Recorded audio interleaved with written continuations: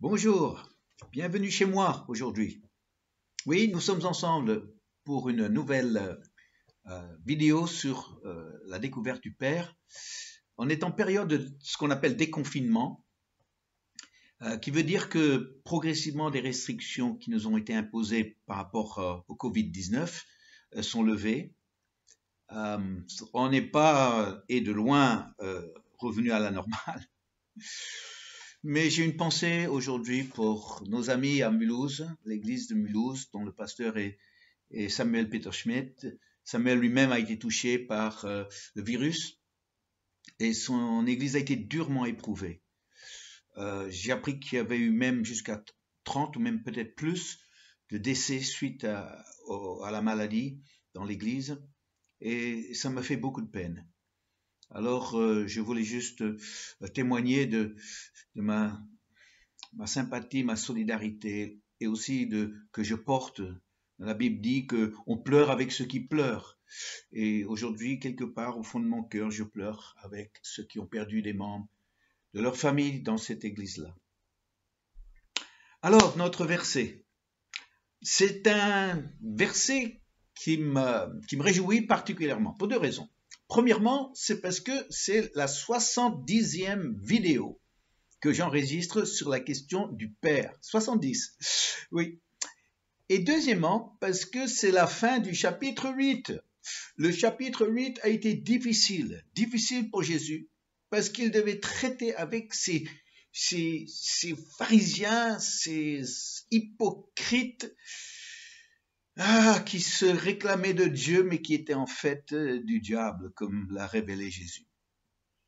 Ah oui, dernier verset de chapitre 8, avant de passer à la suite. Donc, c'est Jean, chapitre 8, verset 54. Jésus répondit, « Si je me glorifie moi-même, ma gloire n'est rien. C'est mon Père qui me glorifie. Lui que vous dites être votre Dieu. » Alors ça, c'est l'ironie de Jésus. Après leur avoir dit et annoncé que leur père était le diable, il dit, maintenant vous dites que c'est Dieu votre père, mais moi je sais qui est votre véritable père. Mais ce qui m'intéresse ici, c'est cette notion de qui finalement va me glorifier. Alors, oui, parce que si on se glorifie soi-même, alors là, et que ça ne vient pas du Père, ce sera une gloire illusoire, n'est-ce pas? Et c'est un peu un problème dans nos milieux chrétiens et qui touche au ministère public. C'est qu'il y a quand même une tentation de chercher un peu quand même la gloire. Est-ce que vous avez fait l'expérience d'entendre, d'écouter un prédicateur et avoir ce sentiment qu'il attire trop l'attention à sa personne? Ah, je l'ai déjà vu plusieurs fois ça. Non, c'est pas de donner une anecdote personnelle, c'est pas du tout ça. C'est de quelque part se servir de ce talent, de servir de cette occasion de montrer son importance. Je me souviens d'un pasteur que j'ai entendu plusieurs reprises, et souvent, il avait cette manière agaçante de dire, de citer le nom de quelqu'un qui était très célèbre dans le monde chrétien et parfois même dans le monde non chrétien, mais très célèbre, et après il rajoutait, ah, au fait, c'est un ami personnel. Et bon, les jeunes, ils se sont pas privés, ils se mettaient au fond et ils se moquaient de lui. Et après, quand il sortait du culte, il disait le nom de quelqu'un très célèbre, et après il disait, c'est un ami personnel. Pourquoi est-ce qu'il avait besoin de dire ça? Quelque part, il voulait se mettre en avant aussi. C'est dommage, ça gâche des bons messages, ça, quand il y a cette présence-là. Je me souviens une fois, j'ai écouté un prédicateur dans une église qui avait été invité pour apporter quelque chose de la part du Seigneur. Et donc, il a commencé à prêcher en présentant ses livres. Et après les avoir présentés, il a continué à parler de ses livres. Et puis après, il a encore parlé de ses livres. Et finalement, il a passé plus que la moitié de son temps en train de parler de ses livres. Alors, moi, je lui ai dit, mais qu'est-ce qu'il est venu pour faire une grosse publicité? C'était ça, il était payé pour faire ça ou quoi? C'est quand même, c'est un malaise qu'on peut connaître dans notre milieu là. C'est très présent dans les églises contemporaines parce qu'il y a une forte pression de se présenter. Parfois, quand je vois que il y a cette notion que on est devant, on est sur scène, on est sous les spots, il y a toute l'ambiance de concert, le public est là, la salle est plongée dans l'obscurité, et puis là, c'est mon occasion de briller. Et que l'église contemporaine parfois devienne une nouvelle émission, une nouvelle version de Star Academy, que j'appellerais l'église a un incroyable talent. Et chacun fait ce qu'il peut faire pour montrer son talent. Il y en a un qui prêche, il y en a un qui chante, il y en a un qui joue, il y en a un qui prophétise, il y en a un qui a écrit des livres, d'autres qui a fait des vidéos, certains qui ont des milliers de fans Facebook, d'autres qui ont des invitations à être orateurs dans des grands événements. Jésus a dit que si on cherche à se servir de Dieu plutôt que de servir Dieu, la gloire que nous avons cherchée pour nous, c'est rien. C'est rien. Ça n'a aucune valeur. Aucune valeur, sauf que c'est une contre-valeur. Parce que les pharisiens ont fait ça, encore eux. Ils voulaient montrer leur grande spiritualité quand ils jeûnaient avec une tête très triste, ils faisaient des longues prières, ils voulaient les honneurs dans les rues.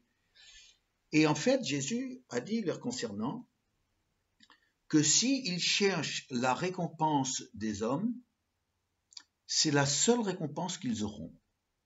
Il n'y en aura pas une autre. Et je peux dire ça par rapport à la gloire aussi, que si nous cherchons notre propre gloire, nous n'aurons pas une gloire qui vient de la part du Père. Et ce qui est une tentation aujourd'hui, c'est quand on reçoit une certaine des retours encourageants de ce que nous apportons. Après, on peut aller chercher ça. Et alors, comment vous m'avez trouvé? Aïe, aïe, aïe. Mais si on cherche ça, on se sert de Dieu. On n'est pas au service de Dieu. Alors, moi, ce qui m'intéresse, c'est vraiment la gloire qui vient du Père. Mais cette gloire qui vient du Père, je peux vous dire ça tout de suite, à l'exemple de Jésus. C'est pas une gloire qui viendra dans cette vie. C'est vrai qu'il y a des gens qui sont propulsés dans le ministère sur le plan national, sur le plan mondial même, et restent très simples. Restent très simples et ne vont pas chercher cette gloire. Mais cette gloire est venue les chercher. Mais c'est pas cette gloire-là. Cette gloire qui finalement, on peut dire, vient de Dieu, mais c'est aussi une gloire qui vient des hommes. La véritable gloire qui vient du Père, c'est celle après résurrection. C'est ce qui s'est passé pour la vie de Jésus. C'est qu'il était pas glorieux et glorifié sur cette terre. C'est seulement lorsqu'il l'a quitté qu'il a connu cette gloire.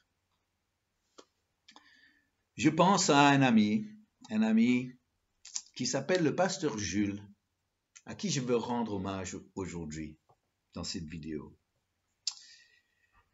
J'ai eu l'occasion de rencontrer le pasteur Jules à Paris. J'en ai déjà parlé, il me semble, mais peut-être différemment. Le pasteur Jules est très connu dans son pays natal de Madagascar.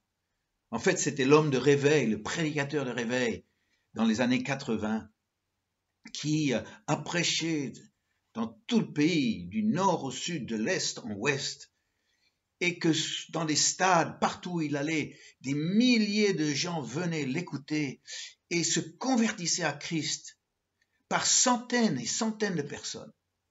Aujourd'hui, il est estimé, c'est un chiffre que j'ai entendu et qui n'était pas gonflé. Je le crois, je crois qu'il est crédible.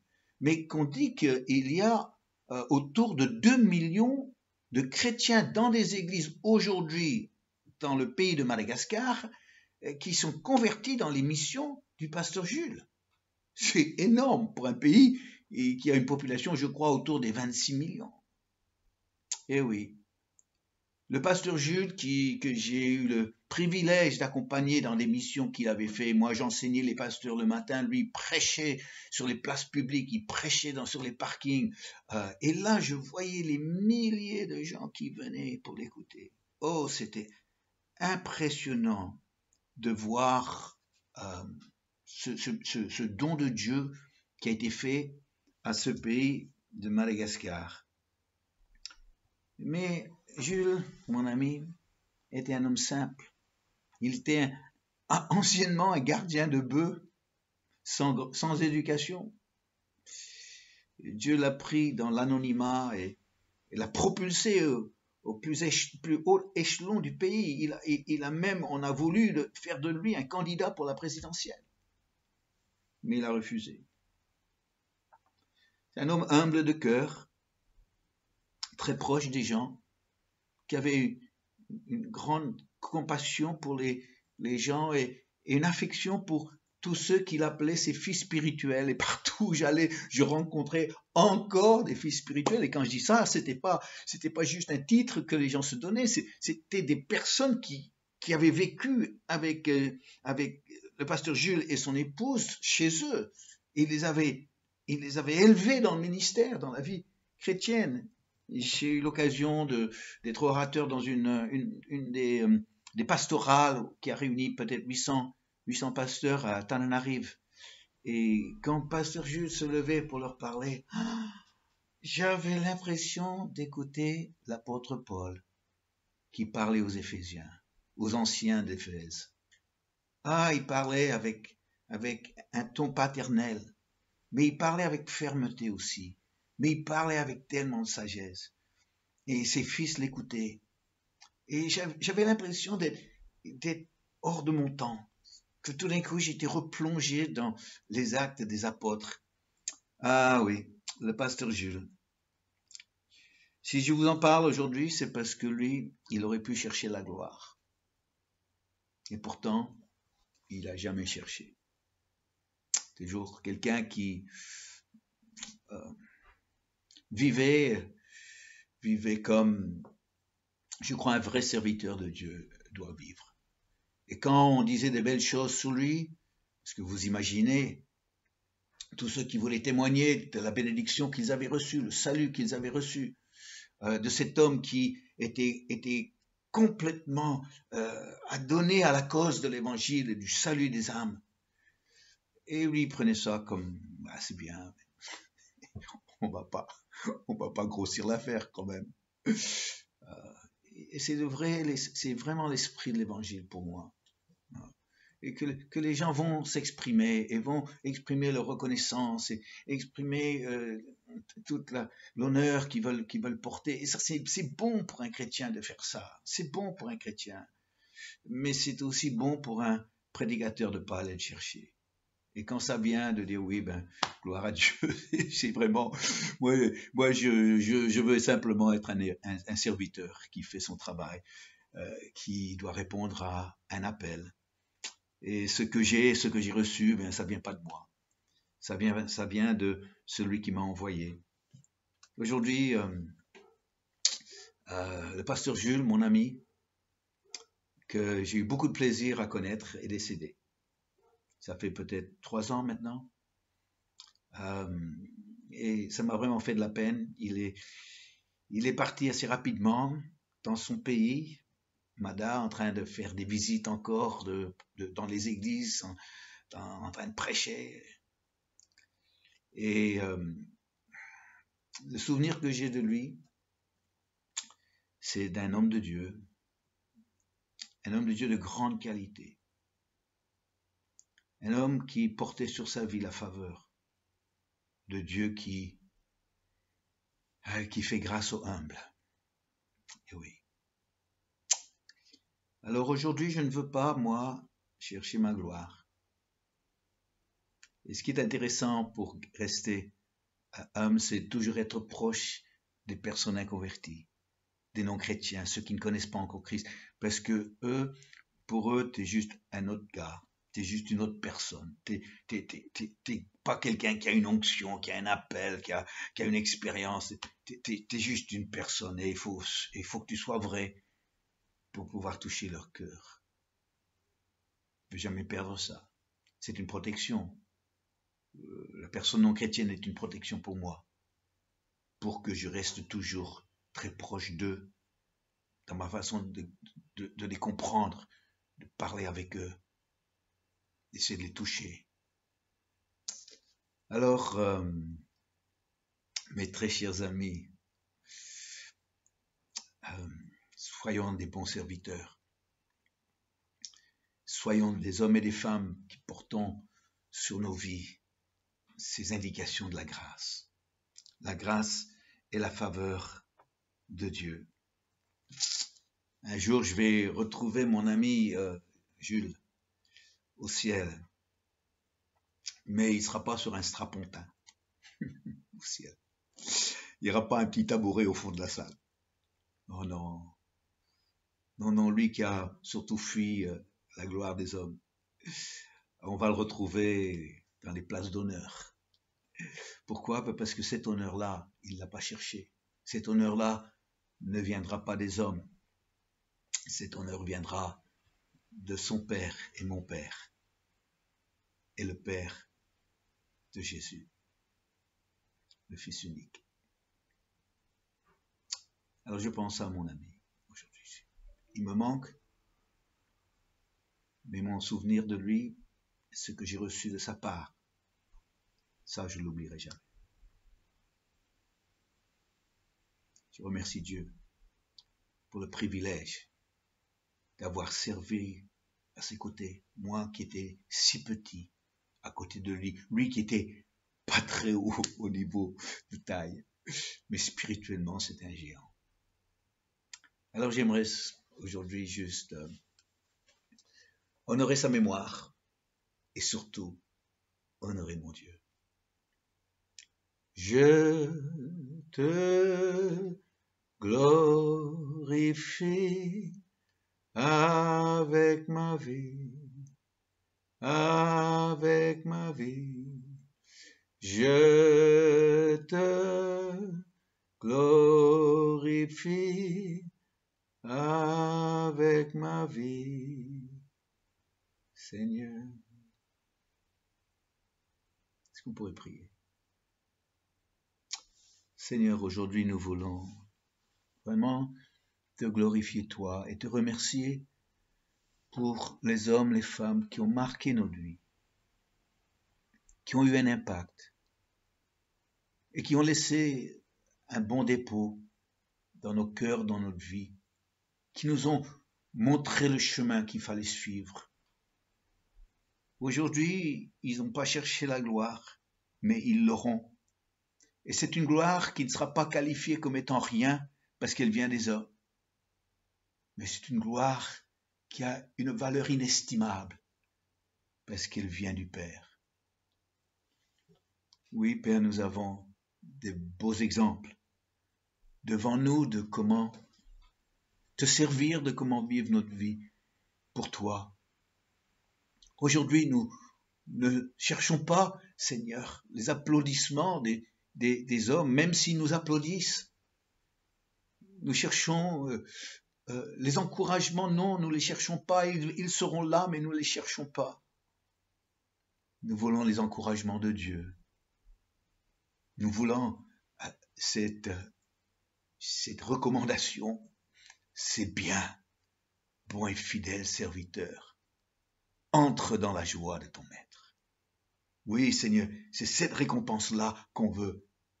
Et pas une récompense qu'on se crée, qu'on se fabrique artificiellement. Aujourd'hui, que tu sois réellement glorifié dans nos vies. Père, oh Père, je t'aime. Oui, nous t'aimons. Amen. Amen. Je vous dis pas forcément demain parce qu'avec le déconfinement, j'ai changé le rythme de la publication de ces vidéos. Mais je vous dis à très bientôt pour une autre vidéo parce que après la 60e, il y aura bien sûr la 61e. À très bientôt, chers amis. Au revoir.